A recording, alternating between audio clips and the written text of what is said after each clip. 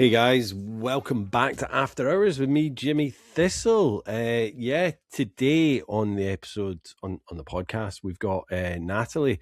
Natalie, she's from a Croatian immigrant family background where alcohol was just a huge part of their culture and life. So much so that, her dad made their own kind of moonshine called, I'm going to pronounce this wrong probably, Rakija. Which was just an extremely potent booze. But growing up with that, she helped make that wine, as they call it. She was always around alcohol, and but she never, as far as she knew, there was any problem with alcoholics in her family. She also went through some really kind of dark, traumatic times growing up. Had a life-saving premonition with her brother in her brother's car. And growing up, she just found alcohol to be this escape kind of tool. And not long after the alcohol started, then there was weed, ecstasy, pills, prescription pills, quaaludes, acid, mushroom, cocaine, just in such a quick succession. Once she started kind of getting that whatever she was getting out of it, the buzz, the excitement, the chaos, the escapism, it just all kind of ramped up really quickly. And with that brought many problems, including run-ins with the police, which she was quite lucky at never actually getting a criminal record at that point. Just run-ins with other kind of peers on the street, things like that, growing up in and around Brooklyn. She was kicked out of college quite early from, as she puts it, being a party girl. And Natalie is very spiritual. From having a conversation with her, she's very kind of into the synchronicity of numbers, seeing signs in the path in front of her. And she started really listening to that, and that kind of helped her out. But honestly, this episode is just an absolute roller coaster. Natalie's just a great lady, and I just loved having her on. But as I say, it's a roller coaster in an episode, so sit back and listen for the similarities and not the differences, guys, because you will see them. I saw them, and you will see them too. Cheers, guys. See you at the end.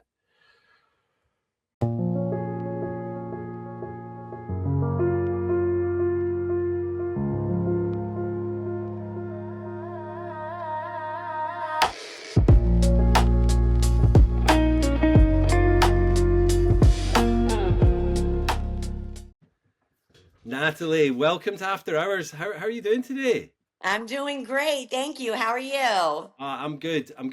We've just been having kind of Jen and I, the wife, we've just been having a kind of chilled Sunday. We got married in the summer on the beach down here in the Isle of Man, which is, it's kind of unheard of. We don't get the great weather here, but it was a beautiful day. So we went back down the beach to have a little coffee this morning and just kind of reminisce. It was only like 3 months ago, but it seems like a lot's happened in that time, and Yeah, we just thought we wanted to go back down and reconnect. So we've been doing that this morning, and it's just, like it's beautiful. everything's just going a bit like we're getting ready for, I don't know, the Christmas holidays and all that kind of stuff. Yes, It's in no time. So I I don't know. know. It's right around the corner.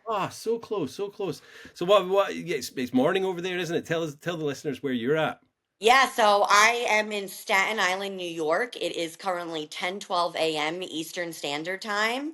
Nice, And, I'm at my parents' house. My dad's actually hunting. My dad's a hunter. nice. Yeah, my parents immigrated here from Croatia in the late 60s. My dad came in the early 70s, like 1970, 1971. So, Yeah, back then at home, they grew up on a farm. They had to hunt for their food. They had to make their own clothes. They were poor. yeah. And my dad's hunting right now. We have a house upstate New York in Barryville, New York. Uh-huh. And, I don't like to leave my mom home alone when my dad's away for an extended extended period of time. So I'm here in her beautiful home in Staten Island, and it's like a very zen area. There's like, if you see behind me, there's like bamboo Bamboo. trees, Yeah. and it's just, I love coming here because there's so much grass, and I love to come here and ground myself and like walk in the grass or lay in the grass and just really, meditate and just ground myself here. I love it. It sounds idyllic. What's he hunting?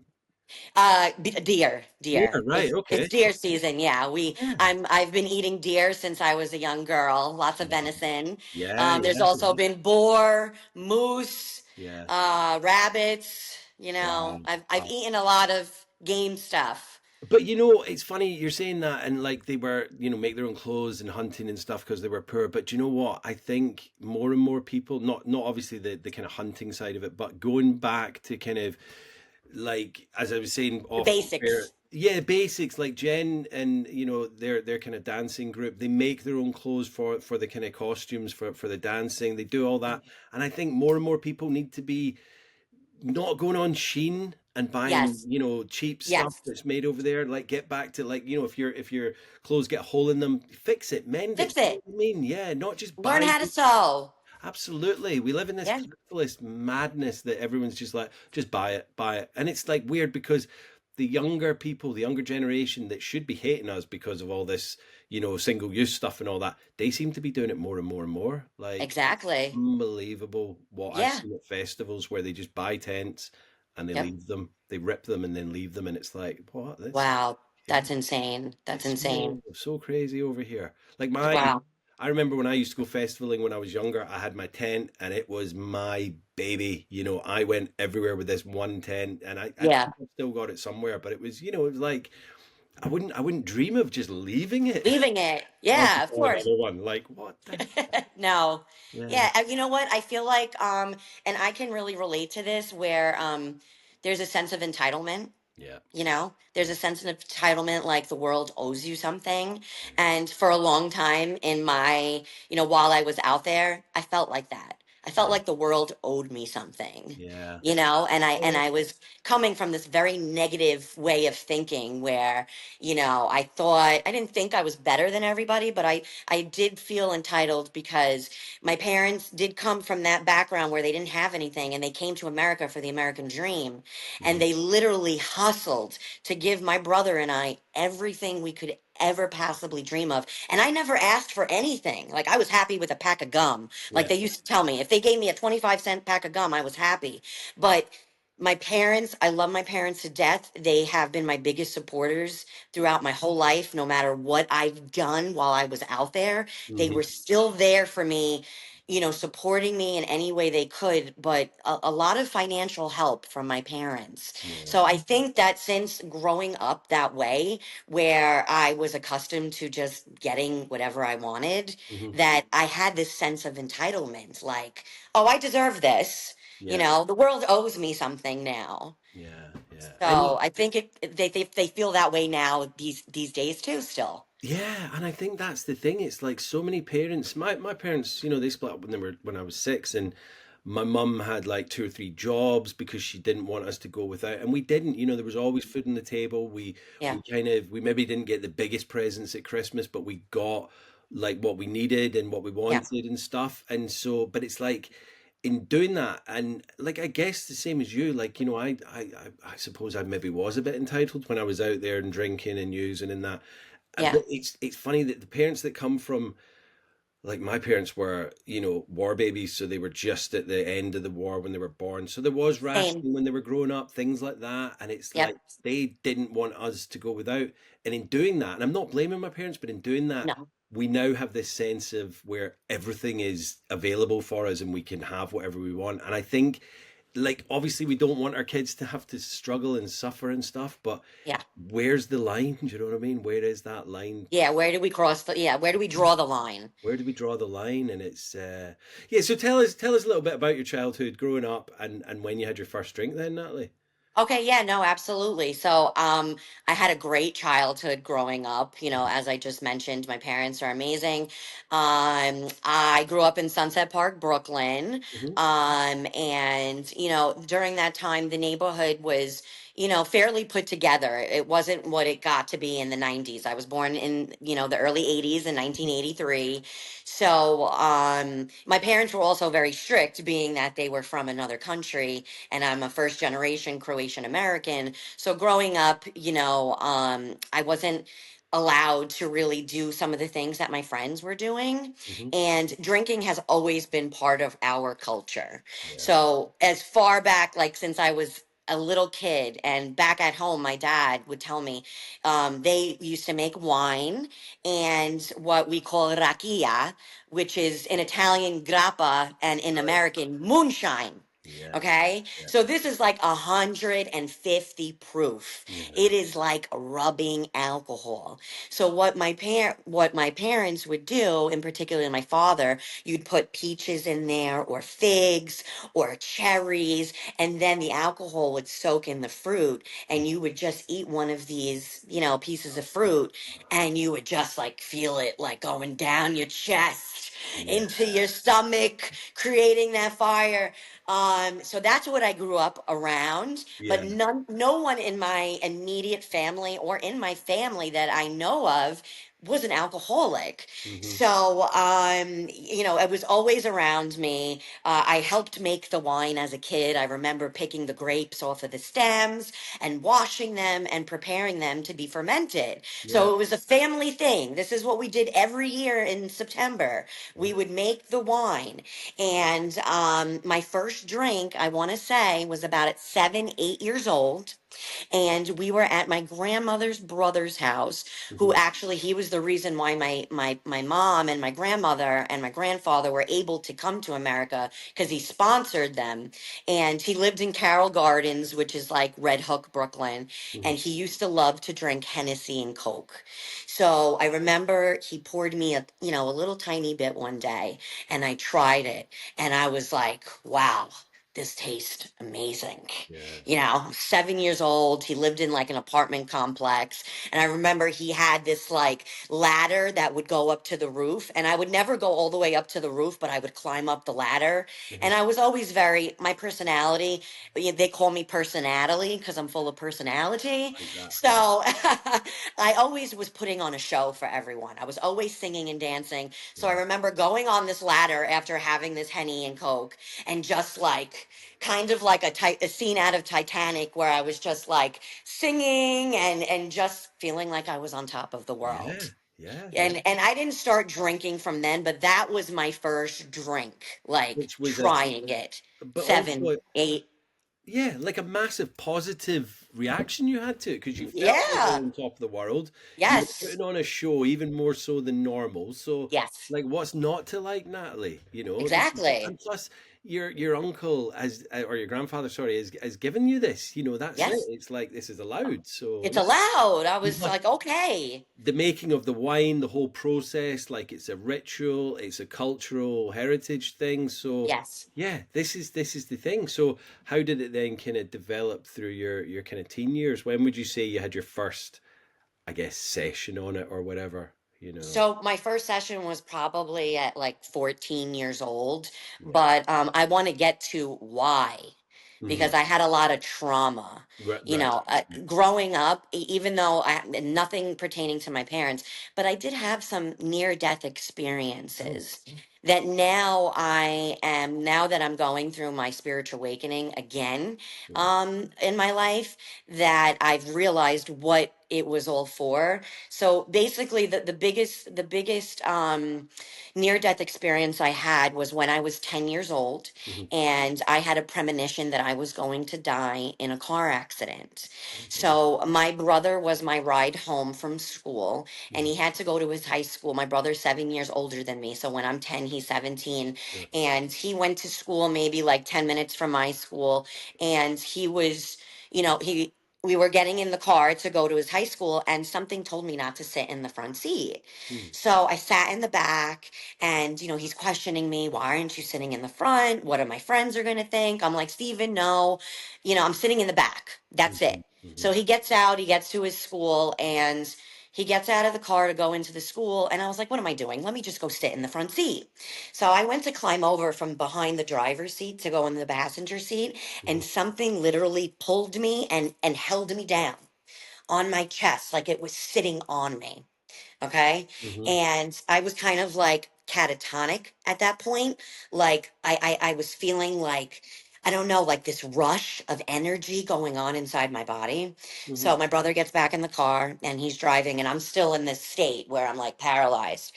And he gets to where we live and he's making a left turn, and a guy comes out of nowhere, crashes into my brother's car.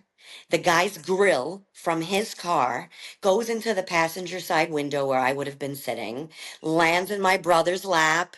My brother ended up getting glass in his arm. It slit my eyelid open.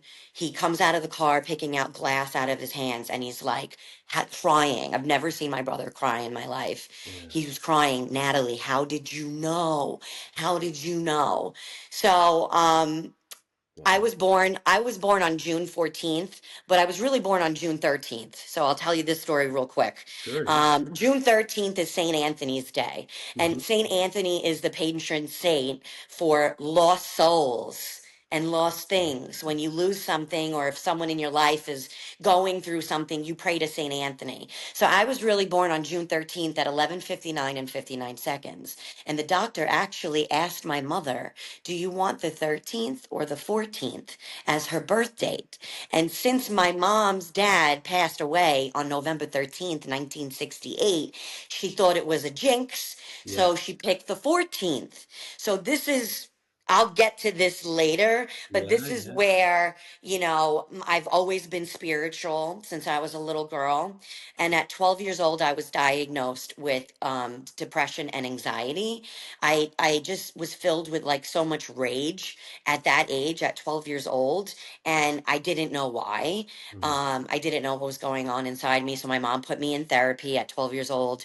I didn't go on any medication. She didn't want me to go on any medication. And, at that time in the 90s, my neighborhood wasn't so great anymore. Yeah. At 9 years old, my best friend on my block, her brother was murdered on my corner from a drug deal gone bad. Now, I didn't witness it, but I was in the house a few houses away from her house where it happened. It happened on our corner. And I remember hearing the gunshots and coming out of the house and seeing his body on the floor. So I really think that this trauma is Yeah. the reason why it led me to become an addict and alcoholic, because I internalized a lot of these emotions and I didn't know. I was a kid. I didn't know how to Yeah. cope Yeah. with these things. So for me, it manifested as extreme rage, where I would listen to, most girls my age would be listening to Mariah Carey or stuff like that, or watching Full House.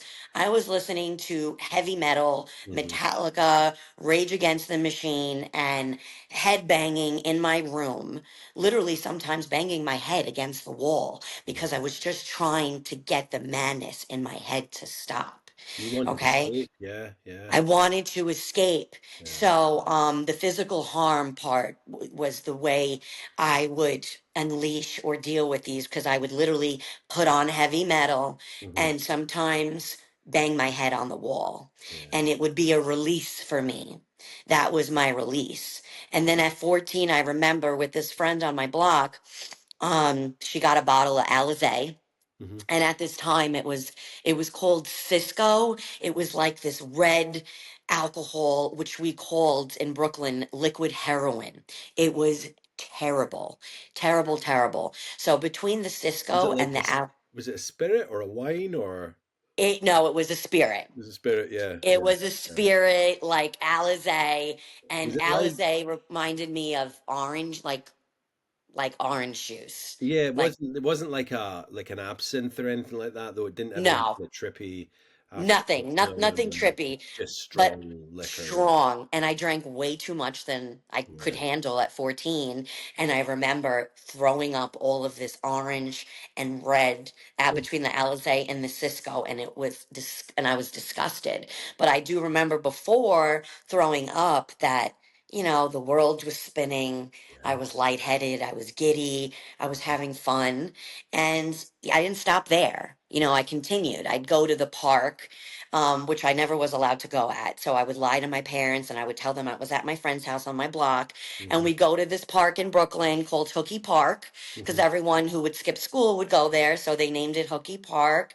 And I would literally go with, a brown bag of either Colt 45 or Old D, Old English, Hmm. and the bodegas in the neighborhood were selling Lucy's back Yeah. in the day, which were cigarettes that we would pay 25 cents for. I could get Just a one. hundred, yeah, long Newport Yeah. for 25 cents, and I'd buy like four of them for $1, and I'd go and we'd sit behind the bleachers and we'd drink and smoke cigarettes and Yeah. just, be menaces to society, just causing trouble and doing stupid shit. And I want to say that by at that point, then I started smoking weed. Hmm. But what really got me was when I was 16 and I started taking ecstasy. Hmm. That became my drug of choice. And the ecstasy led to all types of pills, like Quaaludes were around during my time. Hmm. And Quaaludes were very trippy. And then it went to Vicodins, Percocets, Xanax. And I wouldn't just take these pills. I Hmm. would sniff them Yeah. Yeah. sometimes. I Yeah. would sniff them because it would hit you Of harder. course. Of course. And while I'm doing all this, I'm drinking, Yeah. I'm smoking weed. And then from that it led to acid, Hmm. LSD, it led to shrooms, it led to special K, Yeah. and that's what I was doing. The majority of it was the pills, and then from that, after the K, became my new drug of choice, which was cocaine. And alcohol and cocaine went Yeah. hand in hand for me. Yeah. It kept the party going.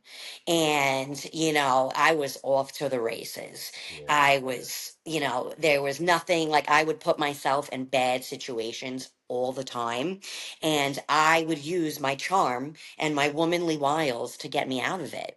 I Hmm. remember one time I crashed my car and I was drunk and I was on a few Xanax and I crashed my car outside of the Coney Island precinct in Coney Island, Brooklyn. Hmm. Okay. And I got scared. I was like 20 years old. I ran away from, the accident site. And the cops found me a few blocks away and they were like, Miss, is that your car? And I'm like, I don't know what you're talking about. Now I'm totally inebriated. I can't even walk straight. I stink like booze. And they were like, you left your keys in the ignition and your pocketbook with your ID. So, and then I was like, I started crying. I Yeah. started crying, like, oh my God, I'm so sorry. I made up an excuse and they didn't arrest me. In the I rest. And got sorry, out of it. how old were you at this point? Sorry, you were 20, 20. 20. I Yeah. was 20. And I used to do that all the time. Anytime I was pulled over and I was tripping balls, Yeah. anytime I would just flirt with the cop or just put on my charm and say, bat my eyes and be like, I'm Yeah. sorry, officer. I'll be more careful next time. Oh, I really love your uniform, like do Yeah. Yeah. stuff Yeah. like that. Yeah. So I was always getting myself out of trouble. Yeah. But so with this accident, they didn't arrest me, but they impounded my car, and my license was suspended for 2 years, and I was fined $1,000. Yeah. So even though I didn't go to jail, I No, still, I still was fined. you still got a punishment, but it wasn't the jail is the that's Ultimate the ultimate, the worst of the worst, because you don't want to be doing time in whatever it is. What's the one in I don't know if they put you in that. It's probably a R- men's prison. Rikers. Rikers Island, yeah. No. So No. my ex-husband used to work at Rikers. He was a correction officer there. Right, right. Yeah, no, the women's side is called something with a B. I don't know if it's Lucy's or Betty's or Yeah. something, but Rikers is for the men. Yeah, Rikers is for the men. And yeah, Yeah. I've seen a few documentaries and that, and I don't think I'd wish that on even my worst enemy, but No, yeah. because I've heard a lot of stories being with a correction officer of Yeah, what well, goes on in absolutely. there. It's not Yeah. fun. It It's not doesn't fun at seem all. so. And it's No. so what was I mean, did you kind of finish school, do any kind of further education or anything like that, or were then you working, or how did that So come out? Yeah, I mean, I started working at a very young age. I started Yeah. working at 12 years old. Right. My parents instilled this amazing work ethic in me. So I remember working like typing at a chiropractic office at 12. Then when I was 14, 15, I worked at a bakery for a few years. Mhm. Then I worked at a clothing store. Then I worked at like an AT&T or Verizon store. It was like a combination of all carrier stores. And so I was working throughout all this and Yeah. I was functioning. Like I was a functioning Yeah. addict and alcoholic because I'd wake up the next day. Sorry, the sun is coming through. I may have It's to all, put it's the all right. shade down a little. You saw that? It was I like a saw it. Yeah, godly, yeah, it yeah. was like a godly moment right It's like the there. halo. It was your halo, Natalie. Yeah. That's on God. Yep, that's Yeah. right. So, Absolutely. Yeah. what was I saying? I lost my train of thought. Yeah, I was always working, and Mhm. I always went to work. Like I would party the night before, and I would literally be out until 6 a.m., 7 a.m. in the morning, and then go home, take a quick shower, and then go to work at 9 a.m. Yeah. and just do it all again Well, after work. we were young, we could do that. We And could do it. yeah, Yeah. it's like this is not a problem. And everyone else is doing it. Even if you're in work and you're maybe feeling a little bit ropey and not the best, it doesn't matter No. because that's what young people do. Exactly. You're not there to be all chipper and great, but even then you can probably do that. Exactly. Yeah, Yeah. yeah. And Yeah. how So, were kind of relationships through that kind of time? oh, Do you awful. think that you were the kind of worst of the worst, or were just all of your peers and friends doing exactly the same as you? I was the ringleader of the group. Yeah, yeah. I was the worst of the worst. Hmm. My relationships with men were awful. Hmm. I was constantly, I never wanted to let a man get close to me. So Hmm. I literally would be with someone for 3 months and just go to the next relationship. I never wanted to let them see me for who I really was. Right. So it was literally like once we were getting too close, I would on to the next one, on to the next one. So I graduated high school. I went to college. I got kicked out of my first year of college because I was a party animal, a wild Okay. child. Yeah. And, I did go to like, I'm going to just lower this for a Yeah, yeah, second, yeah. you know? For the So people, for the people listening on just audio that aren't watching on video, Natalie's yeah, just got yeah, it I blind know. now because the sun was on it. But I know it was like I can't see. yeah, yeah. Um, yeah, so I got kicked out of college. I did go to a trade school. I got a certification to become a pharmacy technician because Okay. at that time I was working at a pharmacy. Hmm. Not behind the pharmacy counter. I was basically behind the lotto machine, Right. and they had other stuff there. They had greeting cards. They had soap, candy, whatever. And so I was in charge of doing the lotto machine and doing all that. But from my dad, going back to my dad when he came here, he went to trade school in Croatia and he was an electrician and he joined forces with his cousin and they started a business Right. in 1983, the year I was born, called Blue Ribbon Electrical Contractors. And my father did a lot of work for celebrities in the city, Right. like Madonna, Kevin Spacey. And one of my father's big clients was Sesame Workshop.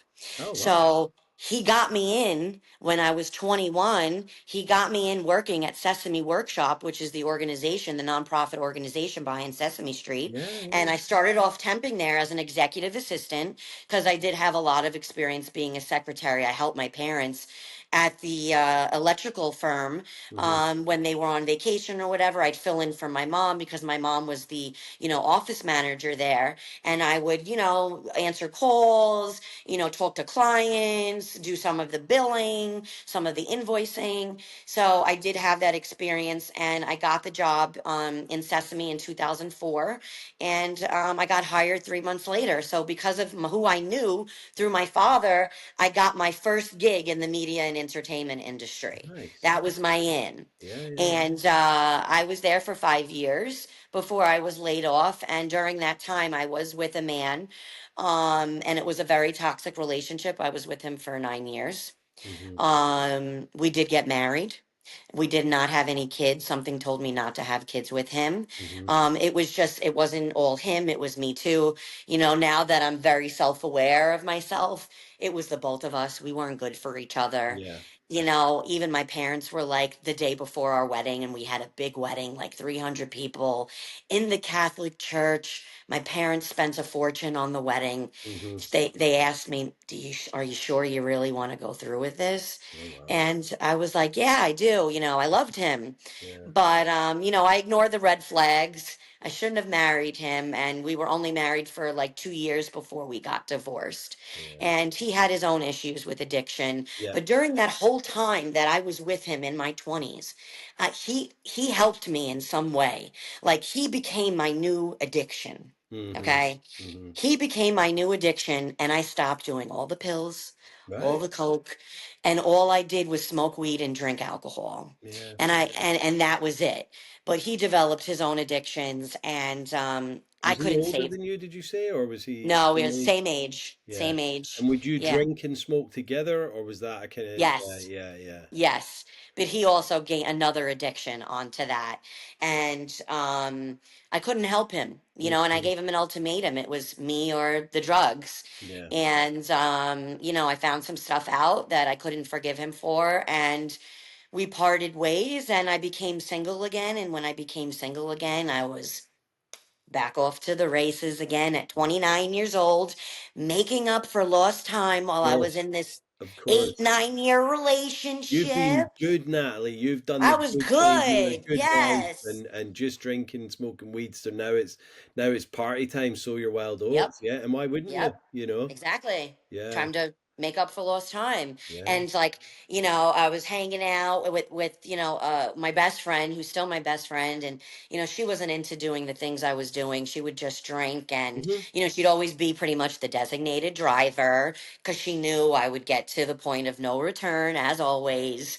You know, that was me. Like, I never knew my limit. I couldn't just have one or two drinks. It was always like a night of debauchery Yeah, or every. weekend. Yeah, Yeah, weekends. yeah, yeah, Exactly. yeah, Like yeah, start at Friday night after work, come home Monday morning, Sunday night. yeah. And, you know, my mom would be like, you know, I was back living at home because I Sure. was divorced. Yeah, And, you know, my parents, even though I was 29 years old, they were still strict with me. yeah, They were yeah, still trying to put me on the right path, yeah, like trying to wake me up. And the thing with me is no one in all my life, no one can ever tell me what to do. yeah, I know better than everybody.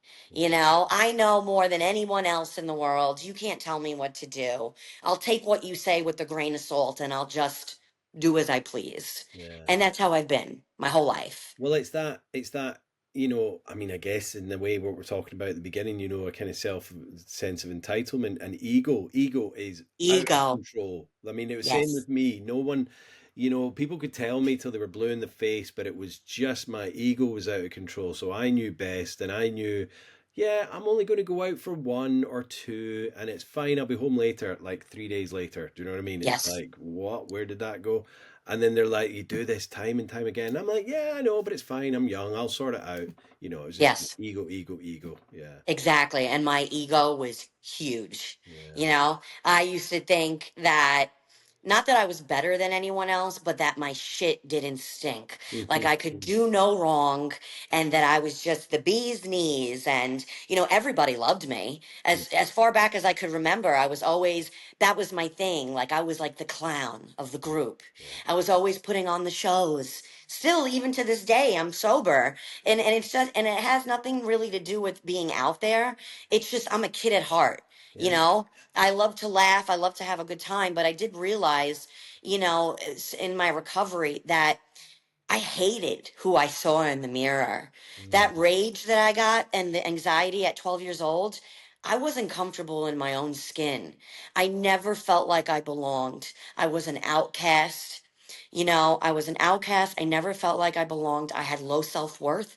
I had low self confidence.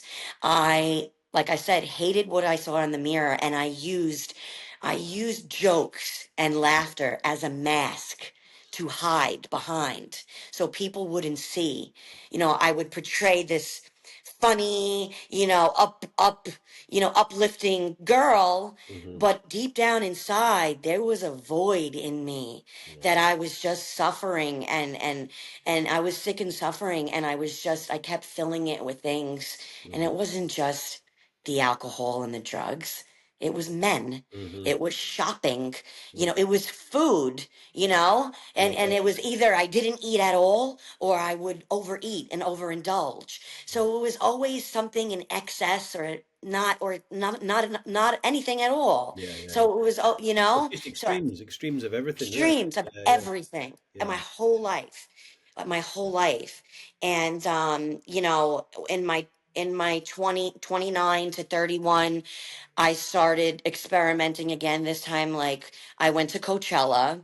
Mm-hmm. I'm big into concerts. I love going to concerts, and I've never been to a festival like that before, where Mm-hmm. I'd have to go away and camp in the Yeah. desert. Yeah. So I went, and it was so cool. And we met these guys who were older than us, like in their 50s. Now I'm, you know, 29, 30 at this point, and these guys like are 48, 50, and they reminded us of the characters from Fear and Loathing in Las Oh, Vegas. yeah. Okay, Yeah. Yeah. Johnny Depp and Benicio del Toro, where they're like, we're in backcountry, and Yeah. they had a supply Yeah. of everything. Yeah. So I'm taking Molly after Molly. I'm in the house music tent, dancing my ass off, just living it up.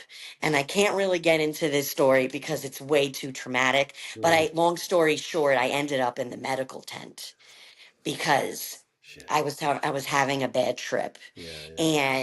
and something had happened that put me in this trip, and they were questioning me like, you look like you're on something, your pupils look like quarters, they're black. And I'm like, no, I'm not nothing, I'm not on anything at all. I'm talking a mile a minute, like faster than I talk now. Yeah. I'm literally talking a mile a minute. But I mean, the thing And is, you're in the medical tent at a festival like Coachella. Like, of course, like I don't know why you're even lying to them because they must know that they're not going to shop you to the police. They just want I to know. get you help, and Ex- know what you're on. Exactly. And I lied. Yeah, And yeah, I yeah, of lied to course. protect myself because I was Because it's that scared. fear, isn't it? It's like, oh my God, I can't tell people what I'm doing, because it's like we have that guilt in us. That guilt and Yeah, that shame. yeah, yeah, And yeah. like, I don't want to be judged by these people, Exactly. And I'm you fine. know? I'm fine. Yeah, yeah. Yeah. Mm, And even if they judged me, like, I was always, still to this day, I never cared what anybody had to say about me. My mm-hmm, whole life, there have always been people are always going to talk about you mm. in life. And you know what? I always say, if people talk about you in life, you must be doing something right. Exactly. Yeah, yeah, Okay? yeah, Like, literally, they're hating on you because you have something that they don't have inside of them. yeah. So, and I'm still like this to this day because I even do see it in my recovery with some women in the rooms of AA. Mm-hmm, It just got to a point where after that, the Coachella and the partying, I met my second ex-husband. mm, But John was amazing. He treated me amazing in the beginning of our relationship. I have two beautiful children from that marriage. Michaela is 7, Selena is 5 years old, but Selena is a COVID baby.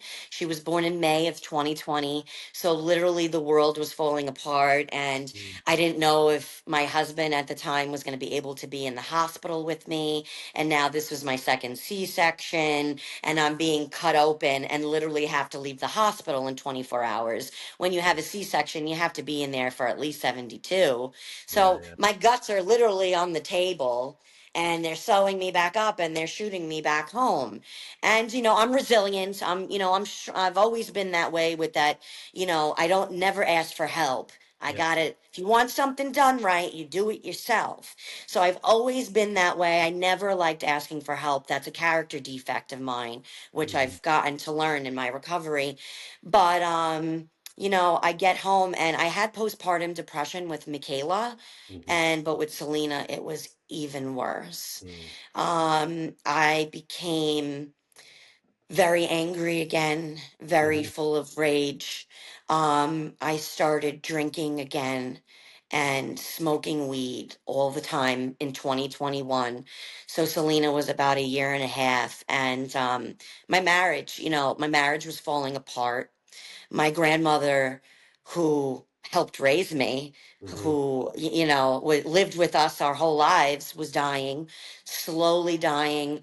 My mom was busy caring for her mom, Yeah. and I didn't feel like I had anyone. to talk to. Like my mom's my best friend. She knows everything about me. We have a beautiful relationship now. Like as a teenager, I didn't want anything to do with Yeah, her. yeah, yeah, of course. And now we're like best of friends. We go shopping, we share clothes, we share makeup. I'm constantly giving her some, facial thing to try to keep her skin looking radiant and beautiful. She's 72. She looks like she's 52 years old, my mother. Wow. But so yeah, it just got to a point where I And lost myself. had you given up for both pregnancies? Had you stopped drinking and using for that, or yeah, Yes. yeah, Yes. yeah, So with Michaela, yeah. I didn't drink at all my whole pregnancy. Hmm. And Michaela was had a dairy intolerance. Oh, And I right. nursed. I nursed her for 9 months. So and I ate, it was probably because all I ate my pregnancy was cheese. Yeah, Okay, grilled cheese, mac and cheese on everything, and ice cream. So I guess it created her to have a dairy intolerance. yeah. So I couldn't drink milk or have any kind of dairy. So on top of me not drinking, I gave up dairy for 9 months. For 9 months, I didn't drink. Okay, I'm lying here, a little lie.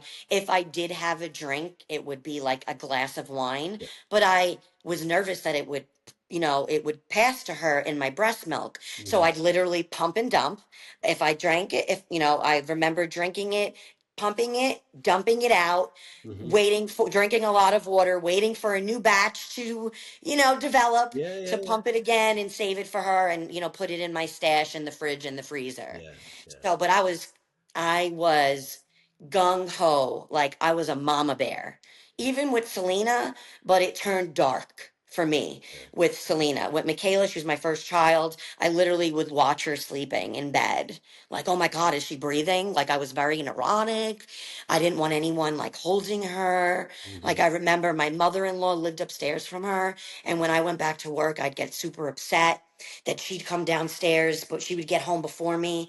And then I'd come home and she would smell like my mother in law's perfume and it wouldn't smell like my baby. mhm. And I couldn't produce my milk. Like, this is what Because you was were, going on. yeah, yeah, Yeah, because I couldn't smell the baby smell. She smelled like a woman's perfume and it did something to me psychologically. mhm, Like, I give women a lot of credit because, it's hard,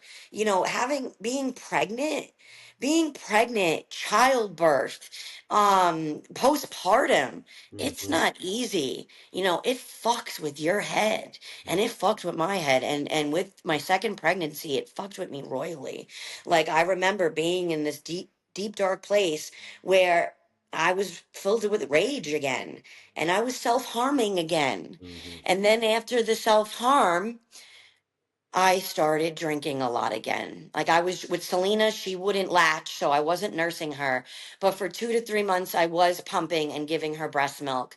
And then I just was like, I give up. I'm giving her a bottle. I need to worry about my mental health. I Yeah. need to take care of myself because, it messes with your mental health. And I was like, I give up.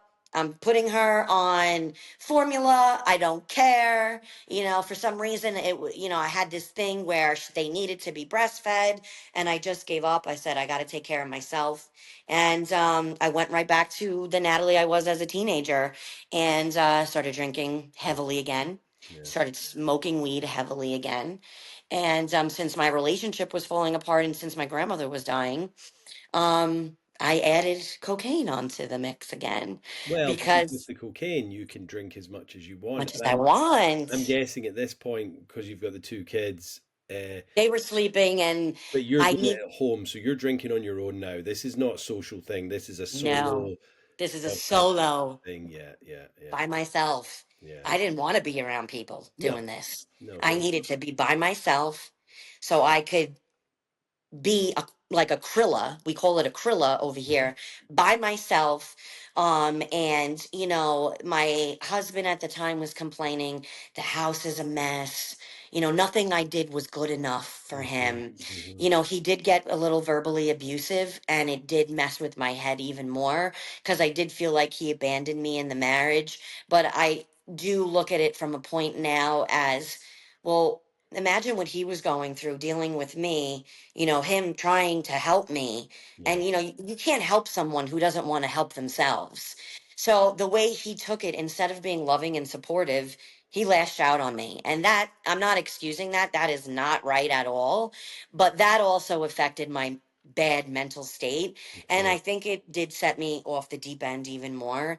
And literally, after I put my kids to sleep and I would drink myself into a stupor, do 100 bag of Coke, and I would Mhm. clean the house, wash all Wow. the dishes. I was just cleaning because the house was a mess from having two kids under two, working from home. I went back to work. I still had my career. I was Yeah. now working at a different entertainment company. Hmm. I was there for 11 years. I was working for a big entertainment company, and I was working remotely because it was COVID. And, it was like, I felt like I had the world on top of my shoulders, and I felt like I was being buried alive. Mm. That's literally what I felt like. So then in the summer of 2022, I started seeing synchronicities everywhere. And synchronicities are basically angel numbers. They're signs from Hmm. above, Hmm. from your angels or your guides or God or the universe, whatever your higher power is, Yeah. whatever Yeah. you want to Yeah. believe. Yeah. So, and I believe in it all. I believe in the angel numbers. I believe in God. I believe in the universe. I believe in my ancestor, guiding me, everything. I believe I'm very spiritual.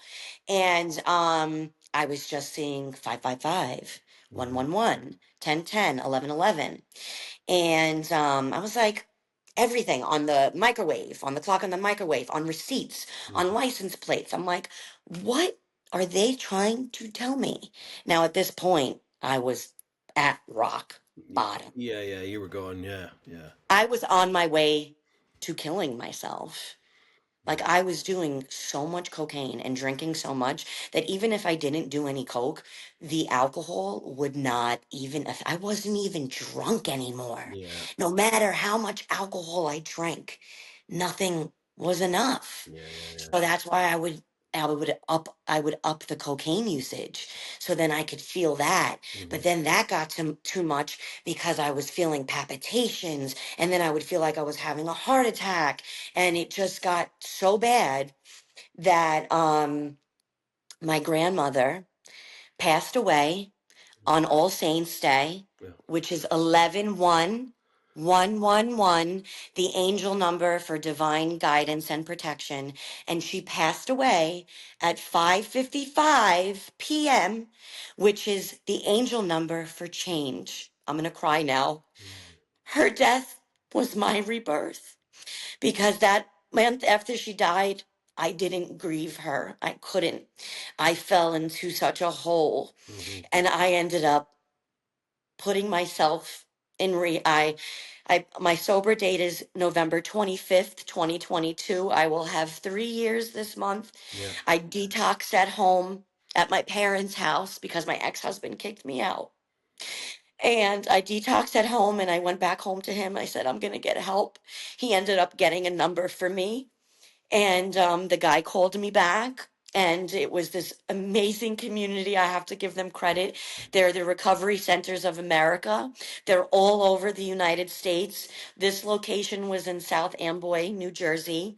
And I called this man. His name was Brian. He was he's a Marine, a veteran, and he was also a retired police officer who was working in recovery because he also had his own issues. Hmm. And he was like, you're not alone. You're going to be okay. You did the first step. You Yeah. realized you had a problem. Like, because I was in denial this whole time. I thought I was okay. You thought And you. then once I realized that I really was on my way of dying potentially, it woke me up, and I realized I wasn't being present for my children. I was wishing the days away, waiting for them to go to sleep Yeah. so I could party. And that wasn't right. Like, they deserve better from a mother. Like, this was not the mother they knew. Hmm. Like, I was the mama bear who protected them at all costs. And Hmm. now I was putting myself in front of my children. And that's what really got to me, is I was putting myself in front of them, and they are my life. Hmm. So I went to rehab on November 28th, 2022, and it changed my life. Like I excelled there. They called me Little Miss Sunshine. I was doing karaoke every day. We were only supposed to do it on Fridays. I was like, no, like I called the shots there. I was like, we're doing it Friday, Saturday, Sunday. We need to have fun. We need to show these people that we can have fun Mm. in recovery still. Yeah. And I did it, and I did that, and we had music therapy there, and we learned about the big book, and I had a therapist there, and I did intensive DBT therapy, Yeah. which is dialectical behavioral Yeah. therapy, Yeah. which changed my life. And I really, it was clicking. Mm. Like I was learning the tool, I was learning about myself. And, I was about to go home. I was excited. I didn't see my kids for a month. And the day before I was discharged, I was served a temporary order of protection Mm. from my ex husband, and I couldn't go home to my children. And for the next 6 months of my life, I only got to see them every Sunday. So From you're doing all of this work, Natalie, and finding out who you are and making all of these changes in your life, and he goes and does that. Yes. That's Natalie, I'm so sorry that you had to go through that, and not only that, the stuff that you went through before with your grandmother dying, and being kicked out, and you know, It was one thing after another yeah, and like I've in said my life. so many times on the podcast, yeah, we drank and we took whatever, but we didn't ask to be in that situation. There's so many No, people out there that can take it or leave it, but there's certain ones of us in this life that become addicts, and we didn't ask to become addicts. So we need help, and you were getting the help, and then to be kicked in the teeth by doing that. exactly. Yeah. It broke me. Oh, I'm not surprised. Yeah. It broke me. They literally, my therapist told me, I don't remember if my mom was on the phone, but my mom gave me a warning that my ex-husband was up to something. Yeah. And whatchamacallit, and when this happened, like the therapist was in the room, and then the director of the therapy department was there, and I broke down. I went to my room, which I shared with this beautiful girl, who she was there for me. She wasn't there when I went back to the room, but I broke down. Hmm. And I remember just allowing myself to feel my emotions, to grow through what I'm going through. But it wasn't until that I got on my knees and I prayed to God to take this pain from me, to help me, that I thanked him, and I said, I don't know what you have in store for me, but I surrendered over to him. Yeah. I gave it to God. And that was another big spiritual, like my first big spiritual awakening in my life, where my pink cloud that I was already on in early recovery amplified, Hmm. and it lit a fire inside of me that was impossible to extinguish. Hmm. I was like gung ho about the program. I came out of rehab like a bat out of hell. Like nobody's gonna fuck with me. Natalie Bring it. Unleashed. Natalie Unleashed. Yeah. Natalie Unleashed. You have no idea. And life kept getting lifey. Yeah. It kept throwing me the curveballs, and I kept rolling with the punches. I Hmm. wasn't going to let what was going on in my life deter me from the task at hand. Hmm. And that was one, to stay sober, and two, to get my kids back. Yeah. So that became my driving force. My children, getting my children back, they were my determination, they were my motivation. They were, what I used every day. And Yeah. when Yeah. I Yeah. Your prayed, fuel. my fuel, Yeah. yes, my Yeah. fuel. And there were many things that happened that I could have relapsed Well, I over. was going to say, because it's like, when I did a bit of time in rehab at the beginning of COVID, and I'd broken up with my ex, and I fell out with my friend who I'd been staying with, and I went into rehab, and I was like, I'm going to make amends and do all this. Anyway, I came out of there, and it turned out that my ex and that friend, they were carrying on behind my back, which absolutely was just like, a knife in the back. Of course. And I was like, I'll show them.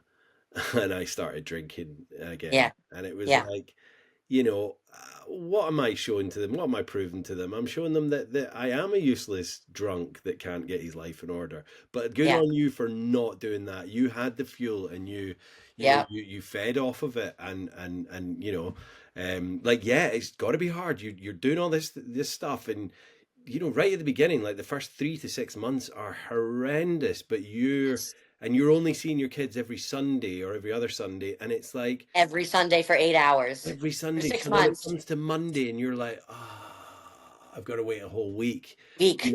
Yeah, that's got to be tough. So did you fill those Torture. days with meetings and Yep. AA and yeah, So yeah, I'll tell you what I did. yeah, I took a leave of absence from work, yeah, from the entertainment company I was working for 5 months. And they say 90 meetings in 90 days. yeah. I think I did 90 meetings in 45 days. And I was living Incredible. back home in Brooklyn at my parents' house because I had the restraining order. I couldn't go back home to my house in Staten Island. So Mhm. I was going to meetings in Brooklyn. I was going to meetings in Staten Island. I was going to meetings in New Jersey. Not only was I going to AA, I was going to Cocaine Anonymous in New Jersey. I was going to Cocaine Anonymous in Brooklyn. I was going to all different types of meetings. I was doing online meetings. For me, I needed to stay connected to the people in the program. Yeah. So I did a lot of in-person meetings. A lot of people that I met in rehab, we stayed connected. So we were Mhm. going to meetings together. I was the one who had a car. I was driving everyone to meetings. We kept close to each other. I also did intensive outpatient at the rehab where I was doing the DBT and all different types of therapies. And then also on the side, I had my own therapist that I was going to for years, that I was still meeting with him for once a week. Mhm. Okay. Mhm. I put myself in trauma therapy because I was diagnosed with PTSD Yeah. from everything that was going on Of course. with the kids and the custody battle, and then my soon to be divorce. So, I was diagnosed with, on top of my depression and anxiety, I had OCD and PTSD. Yeah. So, it was one thing after another. And then in February, right after this whole thing happened, I got arrested. Mm. And I told you, I've gotten out of all the times I should have been arrested when I was out there. But apparently I sent a text message Mm. violating the order, and he filed a complaint, and it put me in jail. A cop, a detective reached out to me, and he was like, Miss Kennel, my maiden name, there's a warrant out for your arrest. And they were like, look, we see this all the time in custody battles, and we see you don't have a record. He was like, you can't even ask him how he is. You can't say, how's the weather? Because he will use it against you. Mhm. If he's trying to get something out of you, he will use it against you. And I turned myself in. I went to jail for the day, but didn't stop there Mhm. because there was many other things that kept happening. And then by August, I was still sober. Thank God. I was the one who filed for divorce. Mhm. I filed for divorce. He was living in my father's house. Okay. Wow. My father bought us a house. My parents bought us a house to live in. The Yeah. house was under my father's name. He tried to get my dad to sell him the house, but he tried to get my dad to give him a loan. My dad was like, I'm not a fucking bank. Yeah. Go to the bank. All Yeah. right. Yeah. What am I'm I, not your going to bank? sell you a house with my. I'm not going to While you're sell you doing my this to my house with daughter? my money. Yeah. Yeah. While you're doing this to my Yeah, daughter. well, Like, exactly that by the by, but yeah, yeah. I know these are my grandkids, but they're better off with their mother, who they probably want it's to be with more than you. with And their mother. Yeah. The yeah, one who yeah, raised them yeah, the yeah, last 4 years. I was the only, I was the one. He didn't even help me like the last 2 years for yeah. with my youngest one. Everything was on me. And, I once I filed the divorce, I was able to move everything out of family court into Supreme Court Hmm. because Supreme Court has jurisdiction over, the housing situation. And, when we were married, he would threaten me, it's going to take you 17 months, because I would be like, you want to divorce me? Go right ahead. There's the door. Don't let it hit you on the way out. But he would be like, it's going to take your father 17 months to evict me. And like I said, he's a retired correction officer. He knew the law. He Hmm. used it to his advantage because it took 17 months to evict him out of the house. Yeah, yeah. So, but no matter what has happened, and even now, I'm going through so much drama right now in my life where someone in the rooms of AA stole my dog. Okay? Yeah. Won't give me my dog back. I paid her to watch my dog. I thought she was my friend. And she made up this story thinking that everyone was going to believe it, that my dog climbed out of a 3-foot baby gate like a monkey and got out of the house because the back door was accidentally left open. So I'm dealing with that now. And I literally, was going through a breakdown. I was having a mental breakdown. It'll be a month on Tuesday. And 2 weeks ago, I literally had to call my therapist because I graduated the therapy program. I only meet with him once a month now. Hmm. And I had to have an emergency session. And I told him, and he was like, look, you're experiencing the 5 F's.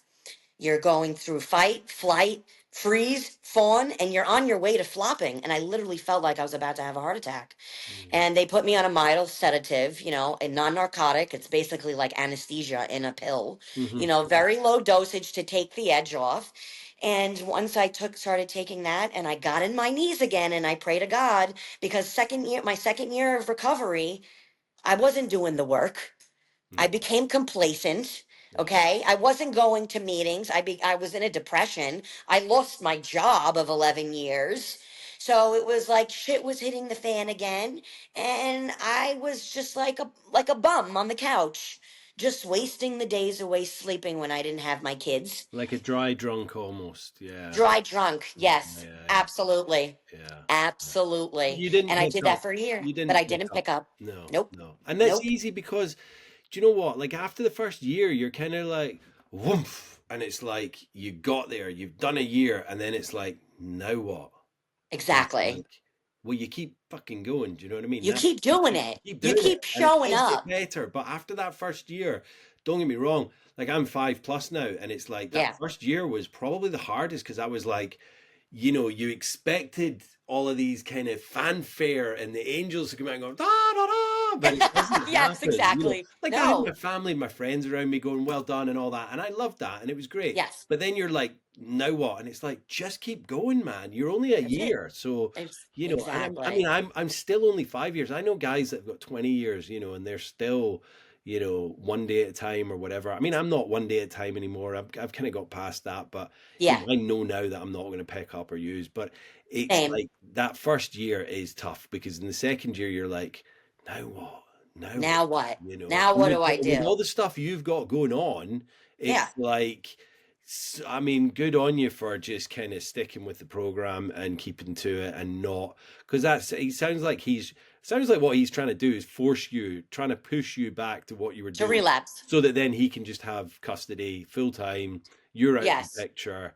So, Yes. God, whatever you do, do not give him that satisfaction. And it's Oh no. not for Well, him, it's for you. That's the main exact thing. Yeah. exactly. It's definitely not for him, but my case was settled. Yeah. We have joint custody. I have them 1 week. He has them the other week. Hmm. He is, even though we weren't good to each other in our marriage towards the end, he is a great father to my children now. We Hmm. have a great co-parenting relationship. Cool. We are like better friends now. I've learned to forgive and forgive, forgive but don't forget Yeah, kind yeah, of yeah, yeah. thing. Of course, yeah. But like you were saying, like you think that when you get sober it's like a magic pill and all your problems are going to go away, Yeah. and it doesn't. No. In my case it freaking quadrupled. Yeah. Okay, Yeah. it just kept getting, it just got so crazy. And Well, it's I because you were just ignoring all the problems before. So all of that stuff you were yes, just kind of brushing under the carpet, putting behind the yes, wall and going like that. And now you're dealing with it and it's healthy because you're dealing with it. And eventually, Natalie, it's still early days. These are gonna settle down. And like it sounds like you're kind of, you have this relationship with your ex and you can amicably sort it out between the kids. The girls are having a yes, great time now because they got two parents, they got two yes, houses. it's going to settle down. Of course, it is. As long as you don't pick up and start, Exactly. again, and that's And I don't plan on it. no, no. I have no desire anymore. Exactly. It's And been that's lifted. the way to be. Do you know what I mean? It's like what were we doing? It was just Yeah. hiding, and Yeah. all the lying, cheating, stealing, escapism was just it was so much energy that it saps out of us doing that. It's Exactly. unbelievable. It's a lot of work. It's a So much. lot of work. I always say to people, if you can put in 10% of the energy that you put in to hiding your addiction into sobriety, you're more than halfway there. Do you know what I mean? So it's Absolutely. like put 100% into Absolutely. that. What advice would you give, Natalie, to someone that was like just starting out on their kind of road to recovery? I would tell them to keep showing up for themselves. Hmm. If they're just coming into the program, you got to live by the one day at a time. Yeah. You really do. If you don't have it, if you don't have it like that, you got to go by one day at a time. Take it maybe 1 minute, 1 second, Yeah. 1 hour at a time. Okay? Stop being all in your head. Hmm. Stop overthinking. Stop overanalyzing. I'm going to tell you something that I learned in rehab. The past is depression, the future is anxiety, and that's why we need to remain present. Yeah, I like that. Yes, Yeah. we need to stay present every day. We need to come from a place of gratitude in our lives. And I know it's fucked up to say, but we got to be grateful for the bad things too. Yeah. Be grateful for the bad times because no rain, no flowers. I just got this tattoo in my recovery. No rain, no flowers. It's still not done, I like but it. Yeah. it's a No rain, no butterfly, flowers. the transformation, whatever. And, you got to take the good with the bad. Stop worrying about the past. Stop worrying about the future. Remain present.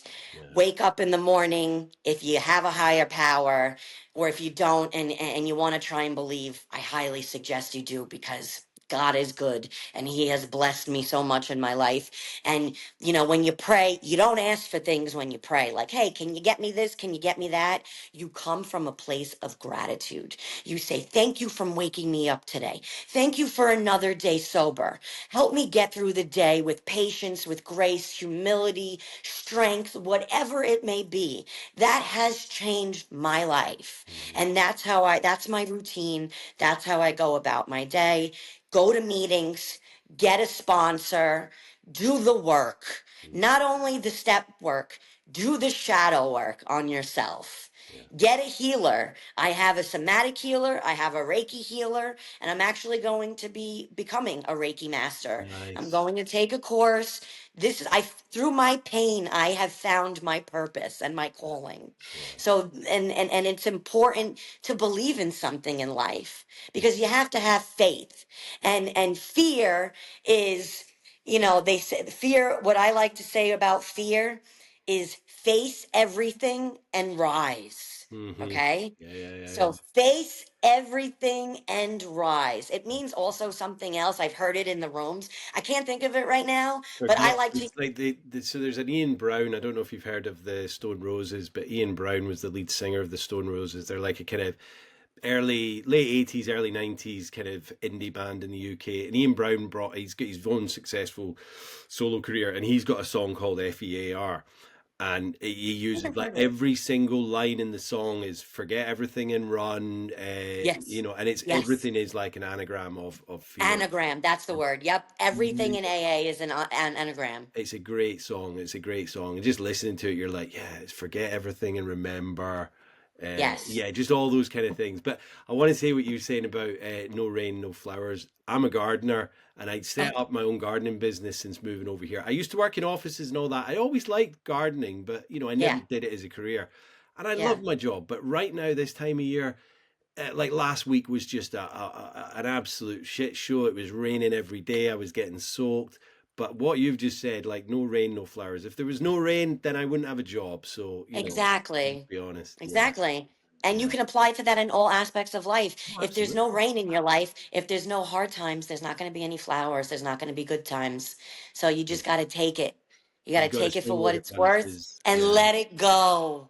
Let it Let it go. go. Let it go. Yep. Do That's it. you regret getting sober then, Natalie? Absolutely not. I wish I did it sooner. Yeah. Shit. I Of wish I did this sooner. I'm living, even though life is lifey, I am living my best life now course you because are. I am free. And Yeah. you know, one of my favorite songs is Leonard Skinner, Free Bird.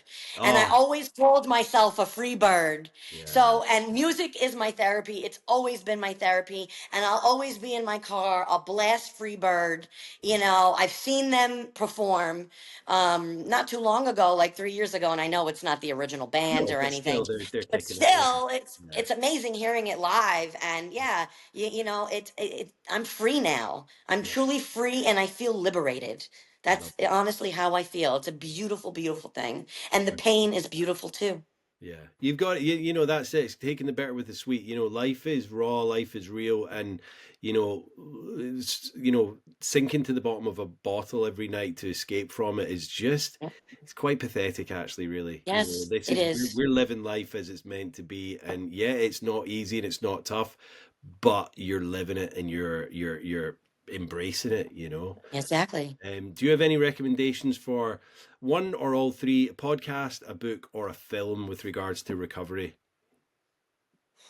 Wow, recovery. Well, I mean, I don't know if this movie is really pertaining to recovery, Mhm. but a movie that I watched as a kid, which really kind of opened my eyes, and is oh my God, Requiem for a Dream. Oh wow, yeah, Okay, and you know that took place in Coney Island, Brooklyn, and you know there's all characters in that movie who have their own addictions, yeah. and if at the end of the movie you see what happens to them, It's a if brutal you film. It's it's Jared Leto, brutal. isn't it? Jared Leto and I Jared think Leto, Jennifer Jennifer Connelly. Connelly, Marlon Yeah. Wayans. What's the director's name? I can't think of it right now. I can't, but I It's such know. a good film. The director did Pie.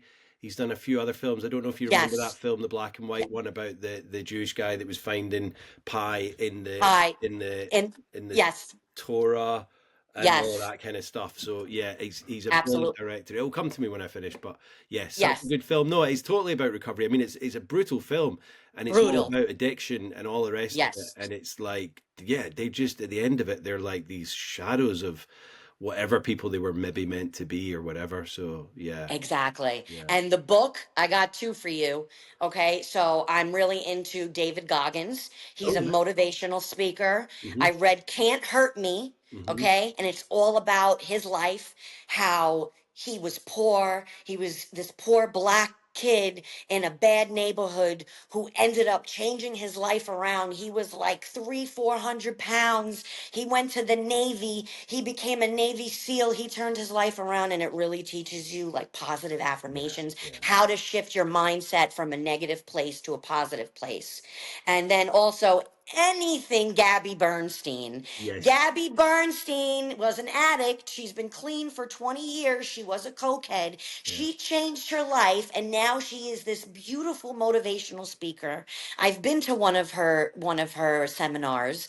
She is amazing. But a new book that she had is called that just came out is called Self Help. Hmm. I highly recommend people read it because it teaches you about certain traumas and how to heal our inner childhood wounds and how we have firefighter parts and protector parts. And our Okay. firefighter parts are certain parts in us that go up in a blaze, and then the protector parts are the ones that try and put out the flames of our lives. Yeah, yeah, So yeah, yeah. definitely Can't Hurt Me, and definitely self-help. I love it. Yeah. Yeah. Okay, I'm gonna check those out. Like my bookshelf or my wish list for bookshelf is just growing exponentially Yes. since doing the podcast because I just keep getting and it's like there's so many out there, even in the five Yeah. years that I've been sober, it's like wow, there's so many of them. I'm trying to do my own one at the moment as well, so I'm having a little break from the podcast. Or Okay. when this comes out, I will have had the break because this is coming out in January. So I'm Oh, gonna start getting awesome. back into my book again and really try and Yes. hammer home that. So yeah, That's awesome. I can't wait to Natalie, read it. It's been an absolute pleasure chatting to you. I've loved every minute of it. I feel like we've Me known each too. other for years. For You know, it's like, forever, yeah, right? yeah, It's crazy. like Like we old go way mates. back. I mean, we go way back. So yeah, yeah. And next time I'm over in New York, I'll definitely come to Staten Island and Yes, give you a yes. I'll shout. take you out. I'll show you around. Absolutely, And yeah. if I'm ever in your way, which I hope to be I'm traveling now. I'm traveling the world. That's my mission. Then you need to come So to the Isle of Man, because the Isle of Man I is know. this beautiful little place. It's almost like Scotland and Ireland, the hills, the rolling hills in miniature. So yeah, I love you'd it. love it. You'd love it. I Yeah. love it. And I love the folklore and I love the fairies. Yeah. I think I'm a fairy. So, Well, there we you go. know, there we go. Absolutely. No, you are. You are. You're a fairy of recovery. Yes, fairy of recovery. I love it. I Fairy of love it. recovery. Thank you, Natalie. It's been an absolute pleasure. You take care Ditto. and enjoy the rest of your day. You too, Jimmy. Take care. Cheers. Bye bye. Bye bye. Bye bye. Thank you so much, Natalie. Just a heartbreaking story. But Natalie kind of, as I say, she used her spirituality and really kind of delved into the program when she could, and she used that spirituality as her driving force, to kind of get her kids back, and that was really the kind of, she was doing it for herself, but she was doing it to get the kids back, and that is just so commendable. She did everything and anything in order to get her life back and be the person that she knew she always could be. And she did kind of, what did she say? She did like 90 meetings in 45 days. So she was steeped in it, right from the get go. And just kind of, now she's doing Reiki. She's training to be a Reiki instructor. She's just doing everything and anything she can to get her life back in order to kind of, help other people as well. She sees that the alcohol and the drugs are just not benefiting anyone, so she's really kind of using her experience to help other people. So go and give Natalie a follow on Instagram. I'll put our details in the show notes, so they'll be there now, so go and have a look. Yeah, we're getting on to spring now. First kind of days of sunshine we've had recently, so I'm loving it. I need to get back out running. I haven't done any running for the whole of February, so I did one on the 1st of February. I think running every day January kind of knocked the wind out of me, but I do need to get back into it. I'm feeling good. Just really trying to ramp up my Instagram. So if you're not following me on Instagram, I don't know how else you would have found my podcast, maybe through the podcast mediums themselves, but give me a follow on Instagram, and because I'm putting a lot of content on there pretty much daily, just reels and stuff, about what I'm learning, what I'm researching, and just trying to kind of make it a bit more plain and simple for people. I just finished William Porter's Alcohol Explained. I had a mind fart there. Yeah, William Porter's Alcohol Explained. I'm going to put that in the show notes as well, because it's just an amazing book. I don't know why I didn't get to that book earlier, because everyone's been going on about it. I've read bits and bobs of it, but I'd now just read the entire thing. So hopefully William will come on the podcast at some point. So if anyone knows him, give him a nod, because I've sent him an email, but I haven't heard back yet. So tell him it's okay and we're in a safe place here. Yeah. Other than that, I need to start once I've got the rest of season 3 in the can. I'm going to really start focusing on the book. So I know I keep talking about that, but the thing, the more you keep talking about something, the more you just think, right, I need to do this now. So that is the plan, and I will get onto that as soon as I can. So yeah, and if you are interested in coming on the podcast, I've had lots of requests from people saying I want to share my story. So just drop me a line, and if I think that your story is going to resonate with the listeners, then I'll definitely, get you on, think about getting you on. Yeah. Other than that, life is good, guys. And, we do have our ups and downs in sobriety. But as I say, my worst day sober far outweighs my best day drinking. So, that's what it's all about, guys. So yeah, give us a follow, give us a like, give us a 5-star review. If not, if you want to give it a 1-star review, then, let me know why. I'm getting some great comments and feedback on YouTube. So if you're not watching this, then pop on over to YouTube and have a watch of the episodes, because that's starting to get some good traction, good debates, and little chats going on about, you know, what's alcohol in our society, what do we need to do about it, what, you know, my main thing is I'm not trying to outlaw it. I want to see advertising being banned, and I want to see labels on the bottles. Now, how is that going to affect people if not for the better? So let's get it on, guys. You know, I've said it before, but I'm really, really getting close to just kind of going up against our MHKs, our MPs over here, and speaking to the government and just saying, why are we still doing this over here? Because we're meant to be this, you know, unique island that's forefront in the biosphere of the world. So I think we should be forefront in people's health and well-being as well. So let's get it done, guys. Till next week, guys, stay safe, stay sober, and stay supportive. Peace. Love you all. Bye-bye.